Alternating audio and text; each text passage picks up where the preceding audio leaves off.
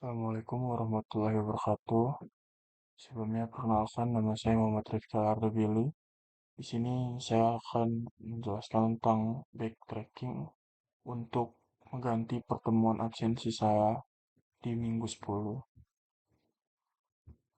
Hmm, Pada minggu ke-10 harusnya saya dapat mempelajari jenis-jenis backtracking di dalam prolog dan algoritma pencarian graf yang mendasar seperti depth first search atau DFS dan breadth first search atau BFS yang sangat penting untuk dipahami.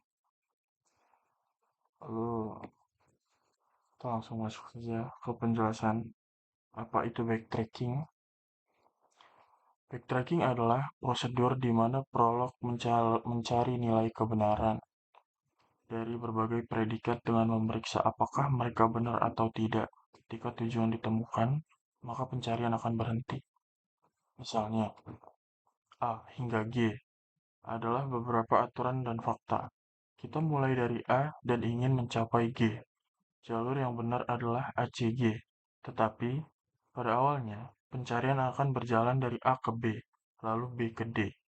Ketika ditemukan bahwa D bukan tujuan, maka backtracking ke B, kemudian menuju ke E, dan backtracking lagi ke B.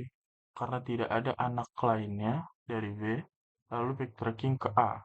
Kemudian pencarian menemukan G di jalur ACG atau garis putus-putus menunjukkan proses backtracking. Jadi, ketika G ditemukan, pencarian berhenti. Kita lihat contoh seperti gambar ini. Lalu di sini ada depth first search atau DFS. Pertama adalah mulai dengan frontier yang berisi keadaan awal. Lalu kedua, mulai dengan himpunan explore yang kosong. Lalu ketiga, ulangi. Nah, di dalam ulangi ini ada rules-rulesnya. Jika frontier kosong, maka tidak ada solusi. Lalu, ambil satu node dari frontier. Jika node tersebut berisi keadaan tujuan, kembalikan solusinya.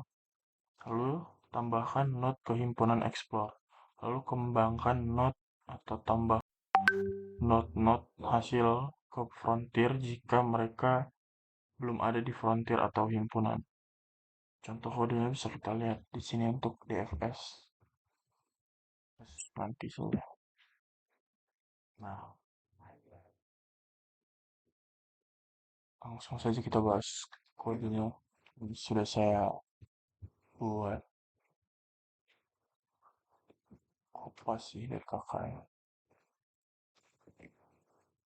Sekarang kita coba yang DFS dulu. Sini DFS, kita akan mencoba cari seperti di studi kasus aja kayaknya. Kita cari A ke G.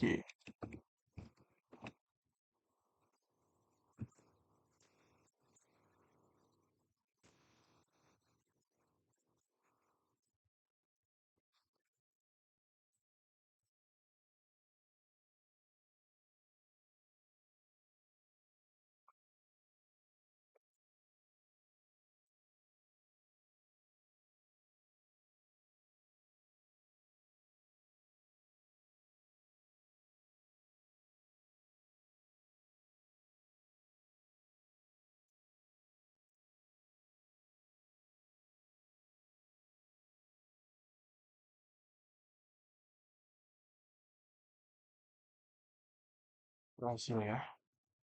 Saya di sini akan menjelaskan untuk kode definisi DFS atau Depth First Search.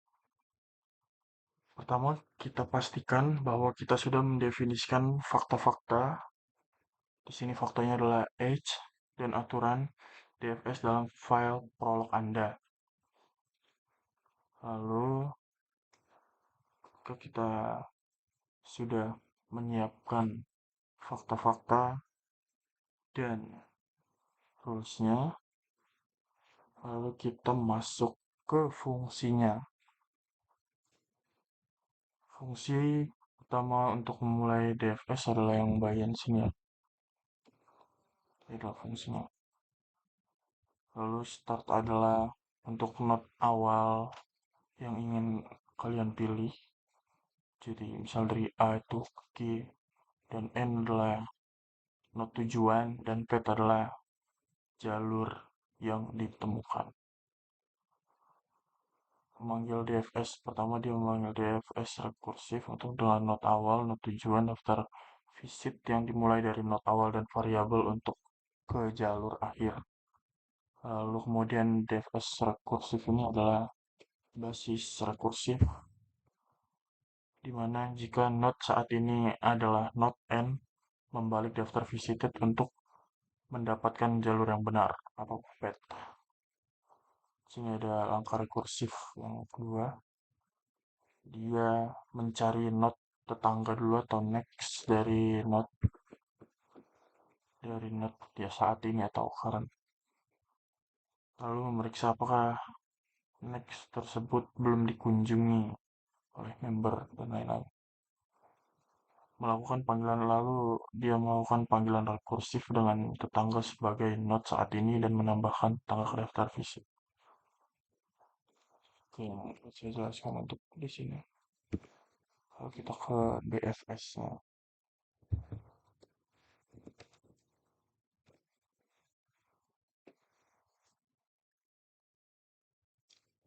nah, di BFS ini kurang lebih sama ya, tapi akan terdapat perbedaan. BFS adalah algoritma yang menjelajahi graf dengan mengikuti jalur dari suatu node ke semua tetangganya sebelum menjadi tetangga dari tetangga tersebut dan seterusnya. Pertama adalah definisi seperti biasa, fakta dan lain-lain. Lalu ada fungsinya. Nah, ini adalah fungsi dari BFS. Pertama itu ada start sebagai node awal atau step awal, lalu ada N sebagai node tujuan, step tujuan, dan path adalah jalur yang ditemukan. Sini kita akan memanggil BFS WW, BFS key dengan antrian yang berisi daftar node awal, node akhir, variabel I. Membalik ref atau reverse untuk mendapatkan jalur yang benar. Lalu di sini ada basis rekursif jika node saat ini adalah node tujuan N, balikan jalur saat ini. Sini adalah rekursif kedua adalah mengumpulkan semua tetangga terlebih dahulu, generate board dari node saat ini yang current, lalu membuat jalur baru atau new path dengan menambahkan tangga ke jalur saat ini, lalu menambahkan new path ke antrian yang ada atau ke path untuk membentuk antrian yang diperluas ke more path. Lalu terakhir melakukan panggilan rekursif dengan antrian yang diperluas. Jadi segitu yang dapat saya jelaskan. Mohon maaf jika ada salah. Assalamualaikum warahmatullahi wabarakatuh.